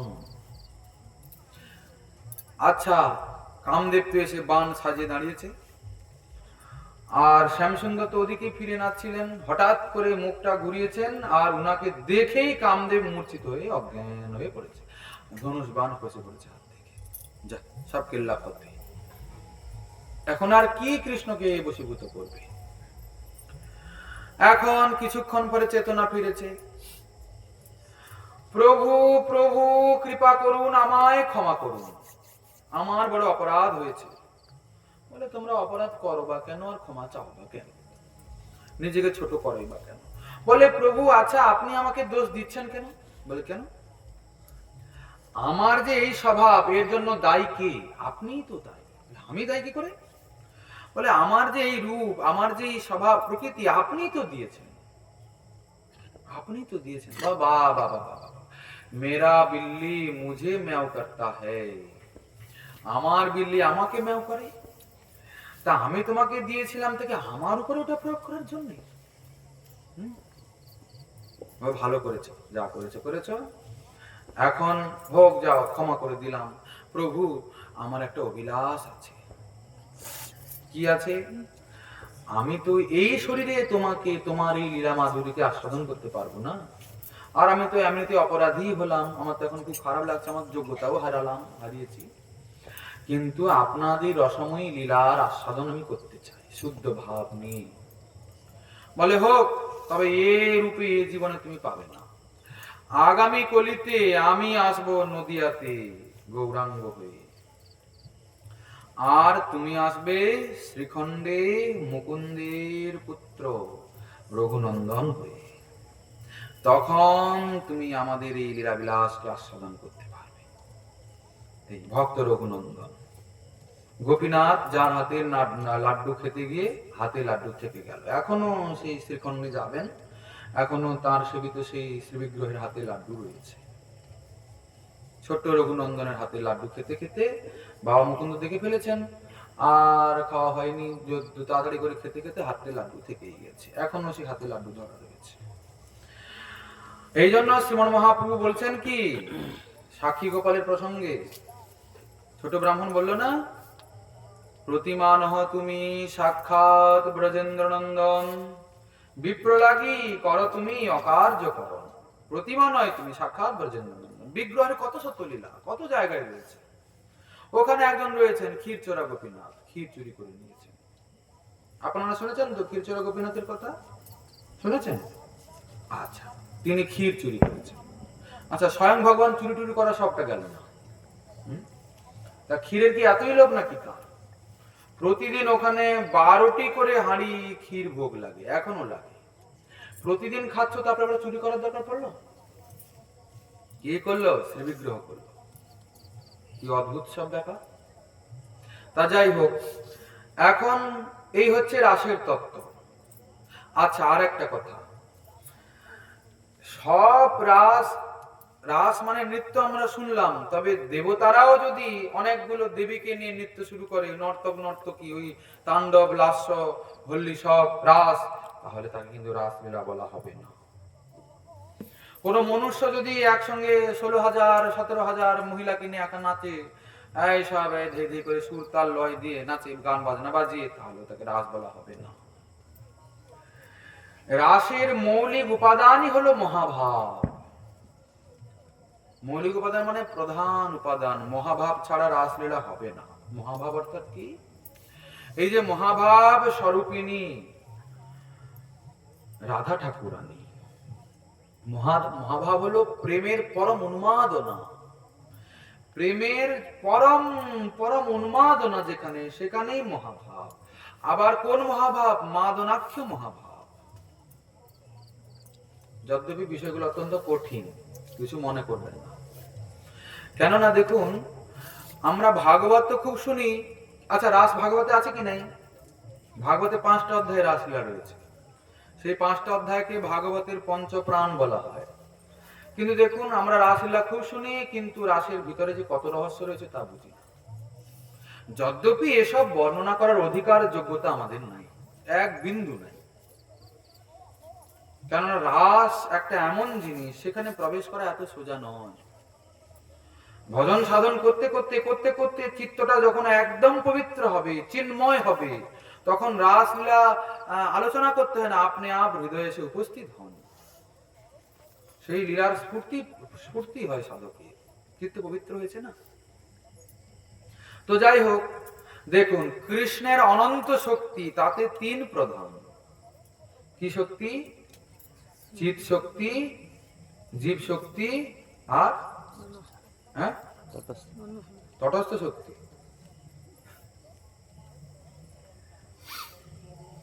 আচ্ছা দেখুন, ভগবানের তিন শক্তি, তার মধ্যে কি কি? এক হচ্ছে জীব শক্তি, এক হচ্ছে চিৎ শক্তি, আর এক হচ্ছে মায়া শক্তি। হ্যাঁ, আচ্ছা, এর মধ্যে যে চিৎ শক্তি, তাকে বলে অন্তরঙ্গা। অন্তরঙ্গা, বহিরঙ্গা আর তটস্থ। এই তটস্থ মানে হলো জীব শক্তি, বহিরঙ্গ মানে হলো মায়া শক্তি, অন্তরঙ্গ মানে হলো উনার নিজের চিৎ শক্তি। এই যে অন্তরঙ্গা স্বরূপ শক্তি, তিন শক্তির মধ্যে শ্রেষ্ঠ। অন্তরঙ্গা হলো উনার নিজের স্বরূপ শক্তি। এই অন্তরঙ্গা শক্তি আবার তিন প্রকারের, একটু মন দিয়ে শুনুন। অন্তরঙ্গা শক্তি ক প্রকারের? কি কি বলছেন? সৎ, চিৎ আর আনন্দ। সদ অংশে সন্ধিনী, চিদংশে সম্বিত, আর আনন্দাংশে লাদিনী। এই তিন বেরোল। এখন এদের মধ্যে আবার আহ্লাদিনী শক্তি হলো সমস্ত শক্তির সার। কোন শক্তি? বা আনন্দিনী শক্তি। এই আনন্দিনী শক্তিকে আশ্রয় করে শ্রীকৃষ্ণ নিজের সুখ আস্বাদন করেন আর ভক্তদেরকে আস্বাদন করান। এখন গোসাইপাদ বলছেন লাদিনীর সার প্রেম। লাদিনী শক্তি মানে আনন্দিনী শক্তির আবার এক সার আছে। কি সেটা? প্রেম। প্রেমের সার ভাব। প্রেমের সার ভাব। ভাবের পরম সার নাম মহাভাব। এই দেখুন কোথা থেকে কোথায় এলেন, বোঝা গেল কথাটা? প্রথমে তিন শক্তি, অন্তরঙ্গা, বহিরঙ্গা, তটস্থা। অন্তরঙ্গার আবার তিন ভাগে ভাগ। কি কি? সৎ, চিদ, আনন্দ, বা সন্ধিনী, সম্বিত আর লাদিনী। এর মধ্যে লাদিনী সর্বশ্রেষ্ঠ, আনন্দিনী শক্তি। এই লাদিনীর সার হলো প্রেম, প্রেমের আবার সার ভাব, ভাবের পরম সার নাম মহাভাব। এই দেখুন মহাভাব কোথায় এলো? মহাভাব তাহলে কি জিনিস? সেই মহাভাব রূপা রাধা ঠাকুরানী। এই মহাভাব স্বরূপিনী রাধা ঠাকুরানী। সেই মহাভাব রূপা রাধা ঠাকুরানী কান্তবক্ষ স্থিতা পতিব্রতা শিরোমণি। তিনি পতিব্রতা গণের মধ্যে শিরোমণি। বলে কি করে পতিব্রতা হলেন তিনি? তিনি তো আর সে দেখুন না, আয়ানের স্ত্রী কৃষ্ণ পর পুরুষ তার সঙ্গে সম্বন্ধ করেছেন, তাহলে কি করে তিনি পতিব্রতা হলেন? কি করে হলেন মানে? বলেন আয়ান টায়ান বলে কিছুই নেই, উনি শ্রীকৃষ্ণেরই ছায়া রূপ। না হলে রাধারানী, যেহেতু কৃষ্ণ আর রাধা এক অভিন্ন, উনি অন্য কারোর দিকে কখনো তাকানই না, উনার মধ্যে অন্য কেউ আসেই না, উনার সর্বাঙ্গটাই কৃষ্ণ প্রেম দিয়ে তৈরি। মহাভাব চিন্তামণি রাধার স্বরূপ, সখীগণ হন তার পল্লব পুষ্পরূপ। সখীগণ তার সব পল্লব পুষ্প পাতা, তার স্বরূপটা কি? মহাভাব চিন্তামণি। আচ্ছা, মহাভাব বেরোলো। এই মহাভাবই হলো এই রাসের মৌলিক উপাদান। গোপী থাকবে, কৃষ্ণ থাকবেন, বা দেবী দেবতা, এই বললাম না নর্তকীগণের মধ্যে নর্তক নৃত্য করবে, কিন্তু মহাভাব আছে কি? মহাভাব না থাকলে রাস হবে না। আচ্ছা, এই মহাভাব আর দু প্রকারের, এক হলো রূঢ়, এক হলো অধিরূঢ়। এই যে অধিরূঢ় মহাভাব গোপিকাগণের মধ্যে রয়েছে। এই অধিরূঢ় মহাভাব আর দুই প্রকারের, সম্ভোগে মাদন, বিরহে মোহন। এই মোহনের আবার দুই রকমের ভেদ রয়েছে, উদঘূর্ণা, চিত্রজল্প। উদঘূর্ণা বিবশ চেষ্টা, দিব্য উন্মাদ নাম, বিরহে কৃষ্ণ স্ফূর্তি, আপনাকে কৃষ্ণ জ্ঞান। এটা কখন হয়েছিল? রাসলীলাতেই দেখা গেছে। যখন ওই রাসলীলা এসে নৃত্য করতে করতে গোপীগণের একটু সৌভাগ্য গর্বের উপস্থিত হলো, দেখেছো আমরা সাধারণ আলাভোলা গোয়ালিনী, আর শ্যাম সুন্দর কত দেবী দেবতা সবাই তাকে আকাঙ্ক্ষা করে, তিনি আমাদের সঙ্গে নৃত্য করছেন, এই সৌভাগ্য গর্ব এসে গেল। কৃষ্ণ তখন একা পড়ে গেলেন। কি করে একা পড়লেন? এই দেখুন, প্রথমে আমার বললাম না, চড়ি গোপী মনোরথে গোপীগণের মনকে আশ্রয় করে শ্রীকৃষ্ণ রাস করছিলেন। এখন গোপীগণের মনটা কৃষ্ণ সমর্পিত ছিল বলে এখন নৃত্য করতে করতে গোপীগণের মন কৃষ্ণের থেকে সরে এসে নিজেদের সৌভাগ্যে পড়ল। কৃষ্ণ একা হয়ে গেলেন না? আসলে তো কৃষ্ণ শরীরের সঙ্গে করছেন না, মনের সঙ্গে লীলা করছেন। শ্রীকৃষ্ণ একা হয়ে গেলেন। বলে আমি যখন একা হয়ে গেলাম, কাকে নিয়ে নাচবো, পালাই আমি অন্তর্ধান হই। কৃষ্ণ অন্তর্ধান করলেন। তখন গোপীদের যে বিরহ, তখন তাদের যে প্রকারের সব উন্মাদনা দেখা গেল, তাই হলো দিব্য উন্মাদ। কে কালীয় নাগ সাজছে, কে কৃষ্ণ সাজছে, আপনাকে কৃষ্ণ জ্ঞান, বিরহে কৃষ্ণ স্ফূর্তি। আচ্ছা, এখানে কিন্তু রাধারানী নেই।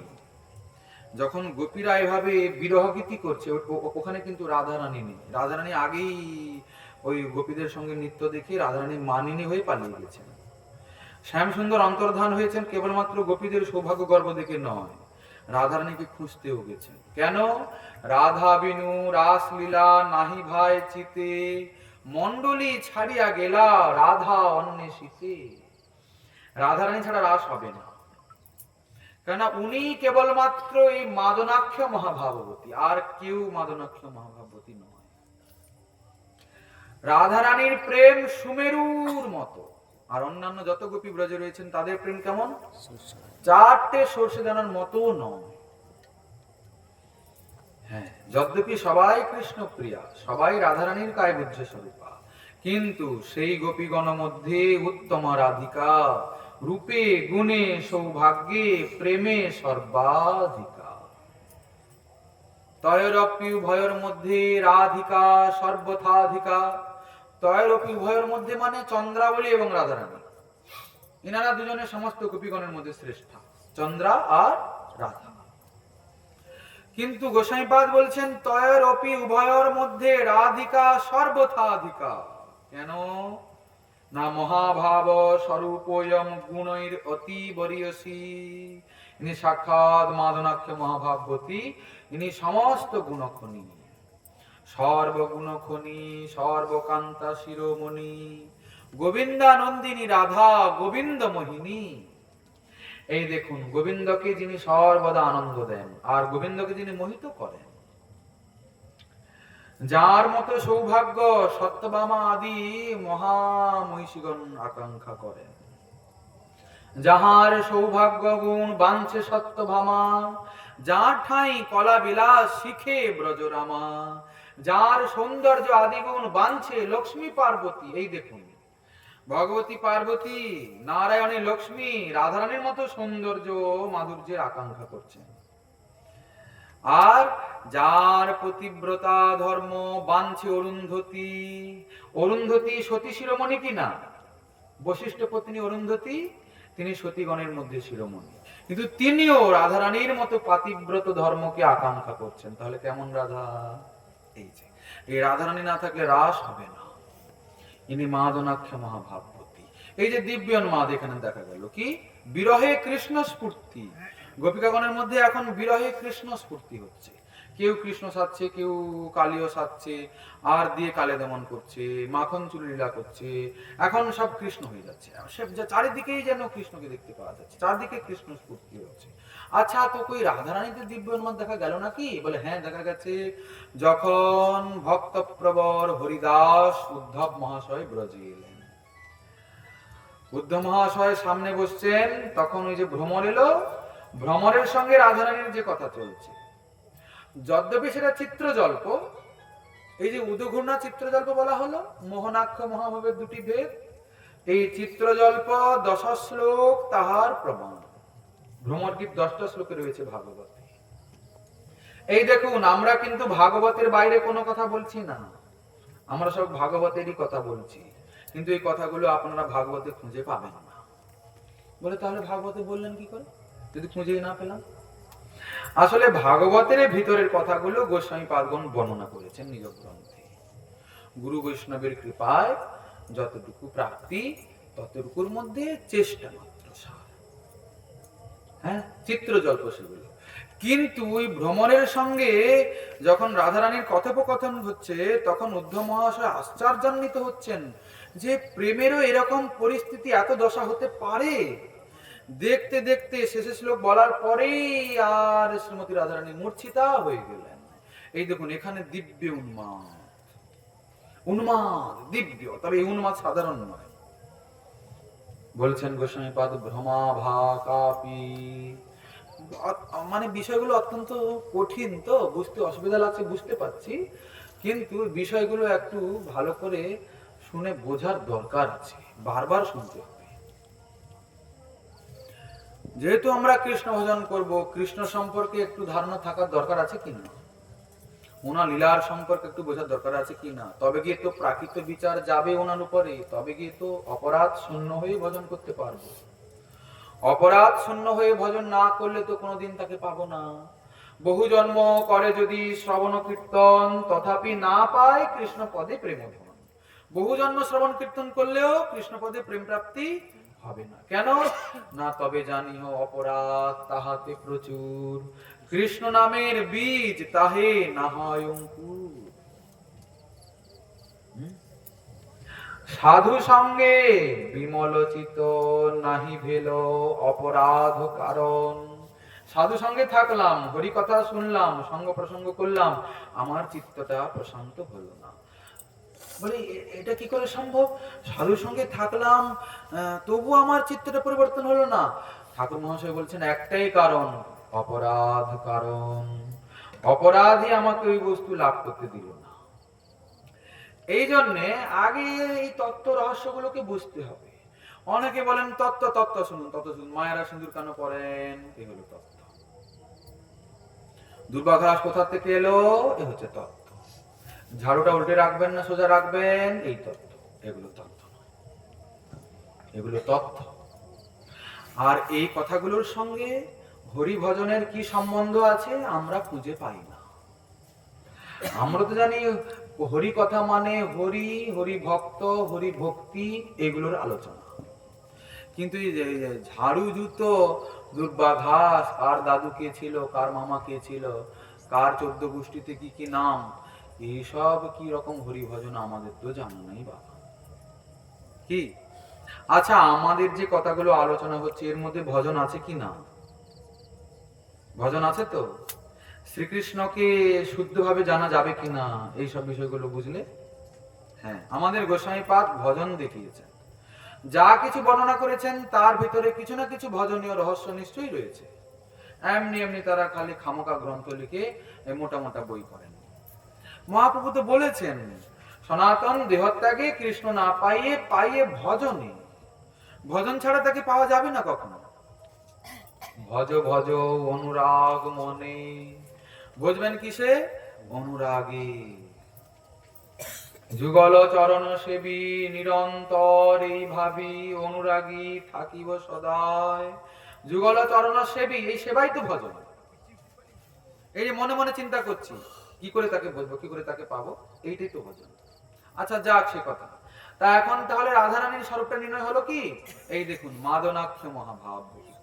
আচ্ছা, আমরা যে দিব্য উন্মাদ আর চিত্তজল্পের কথা বললাম, এটা তো বিরহ, মোহনাক্ষ। কিন্তু রাসে তো বিরহ চলবে না, রাসে তো মোহন চাই।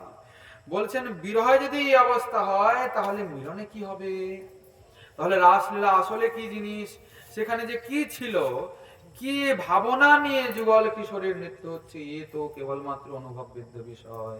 আমাদের ক্ষেত্রে কিভাবে সেটা বর্ণনীয় হবে, কখনো সম্ভব নয়। ভাব কখনো ভাষায় বোঝানো যায় না। কি দ্বিতীয় কথা, ভাব থাকলে তো বোঝানোর চেষ্টা হবে। আমরা তো মাত্র গোস্বামীগণের উচ্ছিষ্ট ভাজন, শ্রী গুরু বৈষ্ণবের কৃপায় শ্রবণ করে যতটুকু কেবলমাত্র মুখাস্ত করা গেছে ততটুকুই বর্ণনা হচ্ছে। এগুলো আমাদের অনুভূতির কথাও নয়, এগুলো আমাদের কোনো ভাবের বিষয়ও নয়, এগুলো মুখাস্ত করা বিদ্যা। হ্যাঁ, কিন্তু মুখাস্ত করা বিদ্যা হলেও যদি গোস্বামী পাদগণের সঠিক সঠিক সিদ্ধান্ত হয় তাহলেও কিছু লাভ থাকে। এই দেখুন, এই মাদনাক্ষ মহাভাব রাসলীলার মৌলিক উপাদান, তা যদি না থাকে রাস হবে না। হ্যাঁ, আচ্ছা, ভালো কথা। এখন হয়েছে কি, রাসলীলা হবে, শ্যামসুন্দর বাঁশি বাজিয়ে দিয়েছেন। আচ্ছা, আমরা একটা ছোট্ট পদের আস্বাদন করি, রাসের পদ। আমাদের সুত্তাল জ্ঞান কোন জানা নাই, আমাদের আচার্যগণের পদ পদাবলী সব রাগ রাগিনী দিয়ে। শারদ চন্দ্র পবন মন্দ বিপিনে ভরল কুসুম গন্ধরে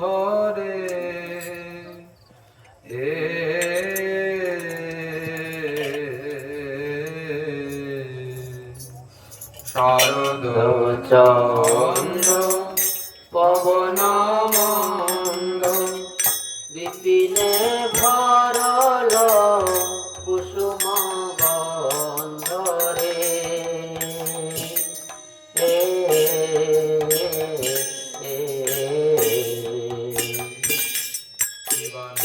নীল গগনে চাঁদ উঠেছে, নীল গগনে চাঁদ উঠেছে, তারার মালা গলায় পড়ে, নীল গগনে চাঁদ উঠেছে, শিবা ফুল্ল মল্লিকা মালতী জুতি, শিবা ফুল্ল মল্লিকা মালতী জ্যোতি, ফুল্ল মল্লিকা মালতী জুতি, ফুল্ল মল্লিকা মালতী জ্যোতি, মত্ত মধুকর বরণী রে, মত মধুকর ভরি রে,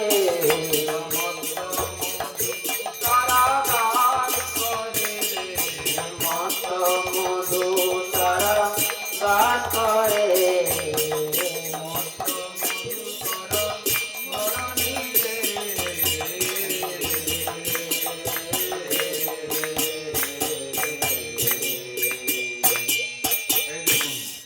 রাসের পদ গোবিন্দ দাস পদকর্তা গাইছেন। হ্যাঁ, শারদ চন্দ্র পবন মন্দ, এই পদটা আসলে ভাগবতের যে রাসলীলা রয়েছে তার প্রথম শ্লোকের অনুবাদ। ভগবান পিতা রাত্রি শারদ ফুল্ল মল্লিকা বিক্ষরন্তুম মনশ্চক্রে যোগ মায়াম উপাশ্রিতা। কত বড় কথা বলছেন, কি বলছেন? ভগবান অপি তা রাত্রি, রাসলীলা কে করছেন? ভগবান। প্রথমেই ভগবান শব্দ যোগ করলেন। ভগবান মানে কি? ভগবান কাকে বলে? বলে যিনি ষড়ৈশ্বর্য সম্পূর্ণ, ভগের যিনি অধিকারী। ভগবানে ঐশ্বর্যস্য সমগ্রস্য বীরস্য যশস শ্রিয় জ্ঞানম বৈরাগ্যশ্চৈব শশনাম ভগৈতি গুণ। আগে তো ভগবান হতে হবে, তারপরে তো রাস হবে। আমাদের সুকমুনি ভাগবতের মধ্যে বহু জায়গায় রাসলীলা যে কোনো প্রাকৃত নয় তা বলে দিয়েছেন। কোথাও বলছেন যোগেশ্বরেণ কৃষ্ণেন তাসাং মধ্যে দ্বয়োর্দ্বয়, কি রাস করছেন? যোগেশ্বর শ্রীকৃষ্ণ। আচ্ছা, আমরা মনে হয় রাস করবো, আমরা যোগেশ্বর হতে পেরেছি কি? যোগেশ্বর নাকি? বলে না, তাহলে আমাদের দ্বারা ওসব হবে না। ভগবান হতে হবে। ভগবান অপি তারাত্রি শারদোৎফুল্ল মল্লিকা বিক্ষরন্তু মনশ্চক্রে যোগ মায়াম উপাশ্রিতা। আসলে রাস করছেন কে? যোগ মায়া। অঘটন ঘটন পটিয়সী, তিনি রাস করাচ্ছেন। না হলে রাধা মাধবকে যদি একসঙ্গে রেখে দেওয়া যায়, মাঝখানে যদি যোগমায়া না থাকে, তাহলে আগে যেমন এক ছিলেন এক হয়ে যাবেন মিলেমিশে, কিছুই থাকবে না মাঝখানে। ও মাঝখানে যে দূরত্ব, বিরহ, মিলন, এত মান, অভিমান, অনুরাগ, রাগ, পূর্ব রাগ, ওই যে মান, প্রেম বৈচিত্র্য, প্রবাস, যত কিছু রয়েছে রাধা মাধবের লীলা, সব যোগমায়ার ঘটনা। কেননা ওই শক্তি উনার উপরেই ছেড়ে দিয়েছেন না। এই জন্য আমাদের বিষয়গুলোকে একটু ভালো করে বুঝতে হবে। রাস কোনো সাধারণ জিনিস নয়, কিন্তু আপনারা ভাববেন না যে আমরা এই তো 1 ঘন্টায় সব বুঝে নিলাম, কিচ্ছু বোঝা হবে না। আমরা স্পর্শও করতে পারলাম না, আর আমাদের করার ক্ষমতাও নাই, যোগ্যতা। আমরা বাইরের ছিটে ফোঁটা একটু ব্যাস বিষয়টাকে একটু বোঝার জন্য আমরা আলোচনা করছি। তা এখন এই শরৎ পূর্ণিমার নিশীতে এই পূর্ণচন্দ্র দেখতে পেলেন শ্যামসুন্দর। ওনার হৃদয় ইচ্ছা জাগলো গোপীদেরকে সঙ্গে নিয়ে রাস নৃত্য করবেন। কেন, পূর্বেই কথা আছে কিনা, কাত্যায়নী ব্রত করেছিল গোপীগণ, কথা দিয়েছিলেন আজকেই তাদের অভিলাষ পূর্ণ করবেন। এই জন্য তিনি বংশী বাদন করলেন।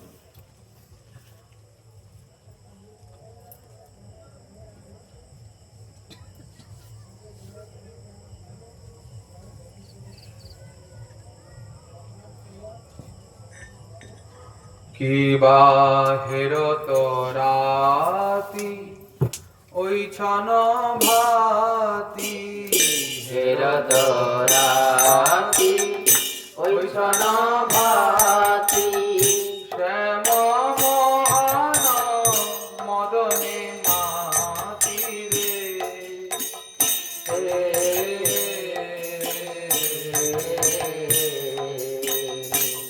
শিবা মুরলী গান পঞ্চম তান, মুরলী গান পঞ্চম তান, মুরলী গান পঞ্চম তান, মুরলী গান পঞ্চম তান, কুলবতী চিত তরণী রে, বাকুলবতী চিত তরণী রে।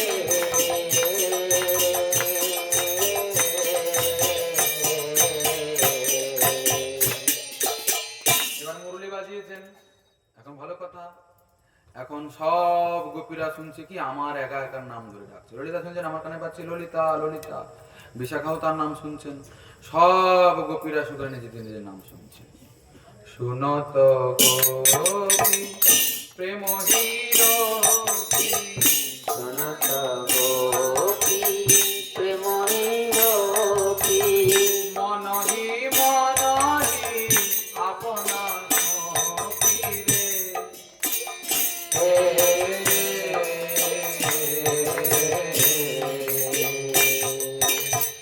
সনত গোপী প্রেম নিরপী, মনহি মনহি আপনা সখী রে।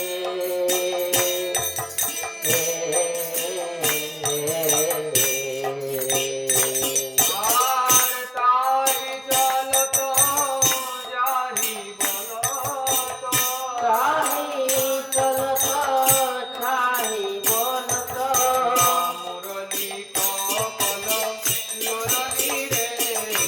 মুরলী লোলনী রে।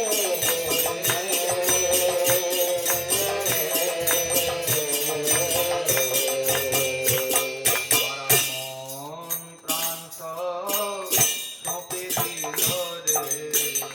মন প্রাণ সব সঁপে দিল রে। হে গোবিন্দ তোমার হলাম বলে, মন প্রাণ সব সঁপে দিল রে। সব সমর্পণ করে দিলেন গোবিন্দ চরণে। কিন্তু এই বাঁশির ধ্বনি তো কোনো সাধারণ নয় বাবা, ভয়ঙ্কর ধ্বনি, বড় উদ্ধত।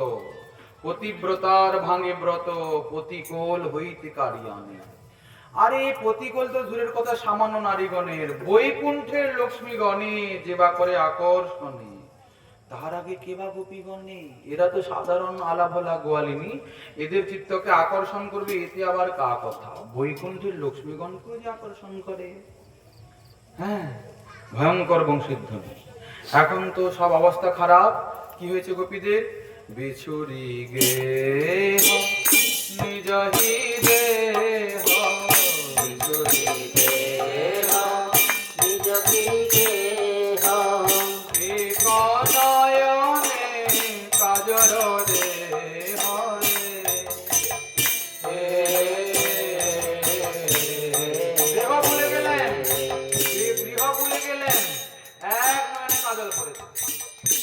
শাকতে বসছিল তো এক নয়নে কাজে লাগিয়েছে লাগানো হলো। আবার কেউ করেছে কি চোখের কাজল আর অধরে লাগিয়ে নিয়েছে। আর মুখের দিক কি বলে ওটাকে, হ্যাঁ ঠোঁট পালিশ, ওটাকে চোখে লাগিয়ে নিয়েছে। কেউ বলেছে কি গলার হারকে চরণে পড়েছে, আর কেউ করেছে কি চরণের নুপুরকে গলায় পড়েছে। হ্যাঁ এইসব বিভিন্ন রকম ঘটনা। নিচুরি গেহ নিজটি দেহ এক নয়নে কাজল দিয়ে। আর বাহে রঞ্জিত কঙ্কনে বাহে রঞ্জিত কঙ্কনে এক কুণ্ডল দোলনি রে কুণ্ডল কুণ্ডল দোলনি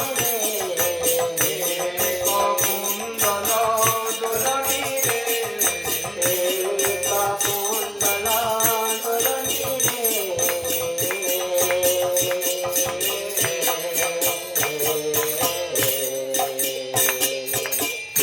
ছন্দন গীতা বন্ধ ধাবত যুবতী বৃন্দরে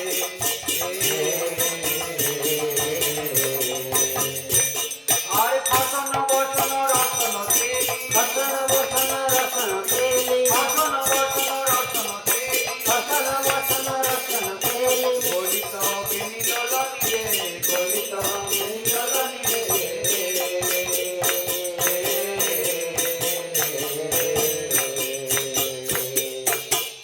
ভয়ঙ্কর সিন কিনা দেখুন, কেউ কাউকে দেখছে না, সব মনে করছে আমি একা একাই যাচ্ছি, বোধহয় শ্যাম আমাকেই ডেকেছে। বেণী বন্ধন শিথিল হয়ে যাচ্ছে, যেতে যেতে পদস্থলিত হচ্ছে, কিন্তু কেউ আর কারো বাধা মানছে না। সব ওই দিকে দৌড়াচ্ছে যেখান থেকে বংশীর ধ্বনি আসছে, সব দিকে দৌড়াচ্ছে। এখন হয়েছে কি তত হি বেলি সখিনী মেলি তত হি বেলি সখিনী মেলি কেহ কাহুক পথ না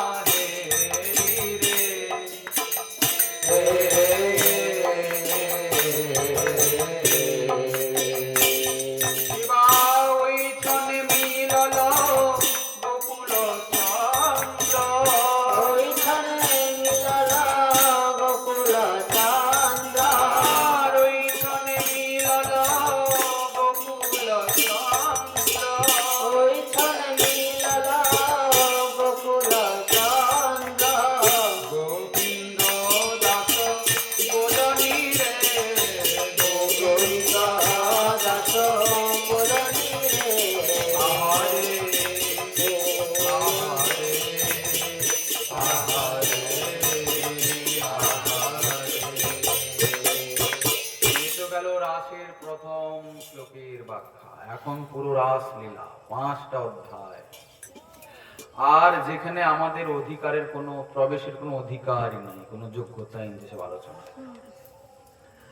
তো আমরা তো কিঞ্চিত মাত্র রাসের একটু ধারণা নিলাম। তো আজকে তো সময় ফুরিয়ে গেল। যদি শ্রীমন মহাপ্রভুর কৃপা হয় আবার কোনোদিন রইল আস্বাদনের আকাঙ্ক্ষা। আজকের হরিকথা রাখা হলো এখানেই বিশ্রাম।